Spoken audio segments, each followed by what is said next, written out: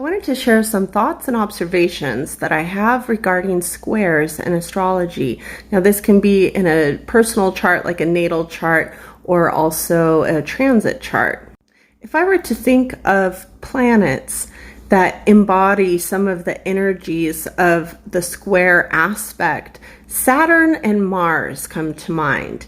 This is because a square can be very energizing. It can also restrict and give a lot of structure to something. You could think about one of the lines in a square being the energizing force, and one of the other lines that's going to meet it and make that 90-degree angle being the energizing force. Another aspect of squares is the energy of challenge, being challenged. A lot of times when we're challenged with something, there is something extremely beneficial on the other side of seeing that challenge through. Squares get a really bad rap in astrology. Between squares and oppositions, these tend to be seen as some of the most challenging aspects a person can have.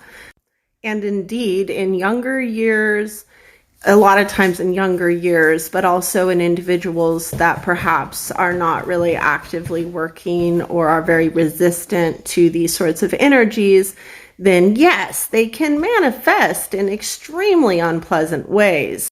However, once you've been doing the work, and a lot of times that work can just be kind of to let go of that resistance.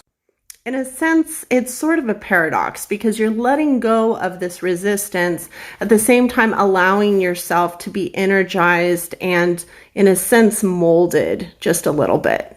And so if you have the perspective that all things work together for your benefit, then this molding and stabilizing sort of influence is going to benefit you in the long run, even though it may feel very challenging and unpleasant in the early stages of the process. Some things that may help you if you're struggling is to look at the two energies of the square. Look at the two planets that are squaring each other.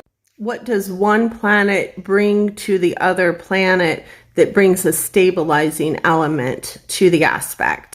In a sense, what tempers the elements? How do they energize one another?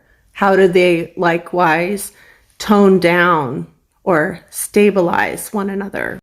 If something is too high energy, it's going to be very erratic and therefore not sustainable.